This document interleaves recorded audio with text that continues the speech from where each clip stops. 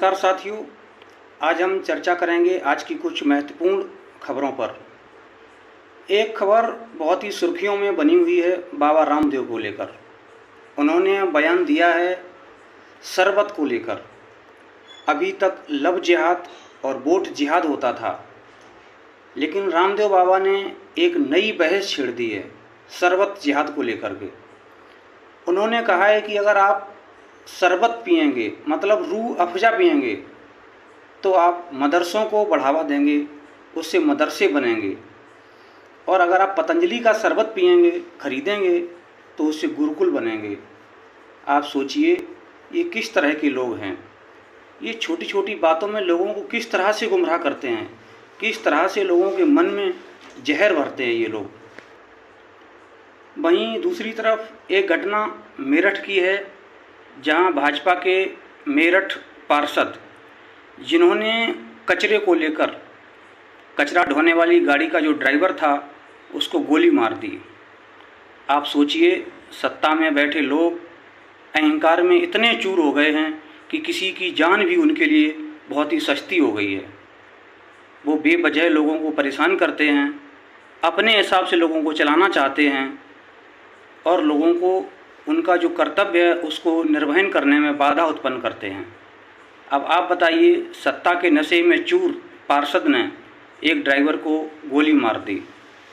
क्या उसका यही दोष था कि वो शायद निम्न जाति का रहा होगा? उधर दूसरी तरफ एक सूचना निकलकर सामने आ रही है कि राहुल गांधी की नागरिकता को लेकर के लखनऊ के एक वकील साहब हैं, अशोक पांडे जिनका नाम है, उन्होंने केस दर्ज किया था, अपील दायर की थी। उन्होंने राहुल गांधी की नागरिकता को वो ख़त्म कराना चाहते थे, जिसको लेकर के जज साहब ने बहुत ही बेहतरीन फैसला सुनाया है।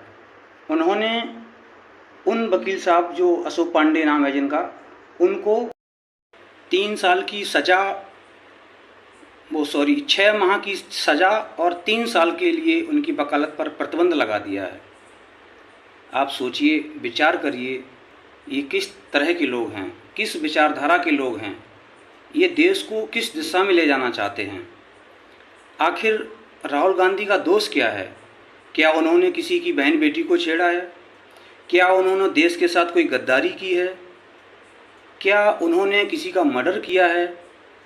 ये लोग राहुल गांधी के पीछे क्यों पड़े हुए हैं?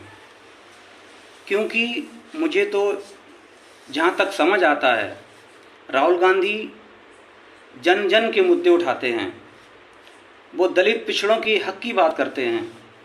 शायद यही सत्ताधीशों को नागवार गुजरती है उनकी बात, और वो उनकी नागरिकता को ख़त्म कराने के लिए उतर आए हैं।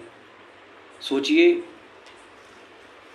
वो देश को किस दिशा में ले जाना चाहते हैं। वहीं बीजेपी जो वक्फ बिल लेकर के आई थी, उस बिल का विरोध करने वाले विपक्षी नेताओं को भाजपा ने गद्दार करार दिया है। बड़े बड़े उनके होर्डिंग्स बनवा करके, चौराहों पर लगवा करके उनको ये साबित करना चाहती है कि ये गद्दार हैं। ज़रा सोचिए और आप बताइए कि विपक्ष में जो पार्टियां होती हैं, जो नेता संसद में विपक्ष की भूमिका निभाते हैं, उनका क्या रोल होता है? क्या वो अपनी आवाज़ भी नहीं उठा सकते हैं? क्या वो जनता के मुद्दों को संसद में नहीं उठा सकते हैं? और जनता के मुद्दों को या अपनी राय रखना गुनाह हो गया है? राय रखने से, किसी का समर्थन करने से या किसी का विरोध करने से कोई गद्दार और देशभक्त कैसे हो सकता है, या कोई इस बात को कैसे साबित कर सकता है?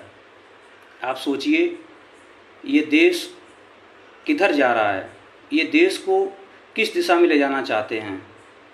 इसलिए मेरा सभी से निवेदन है, गुजारिश है कि आप जागिए, अपने समाज को जगाइए और ऐसे नेताओं से उनको परिचित कराइए कि आखिर चाहते क्या हैं। यदि हम लोग और हमारा समाज अगर अभी भी नहीं जागा तो हम लोग दिन प्रतिदिन बहुत पीछे चले जा रहे हैं।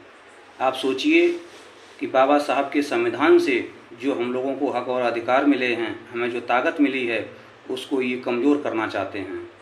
इनकी रणनीति को, इनकी चाल को आप समझिए और इनका विरोध करिए।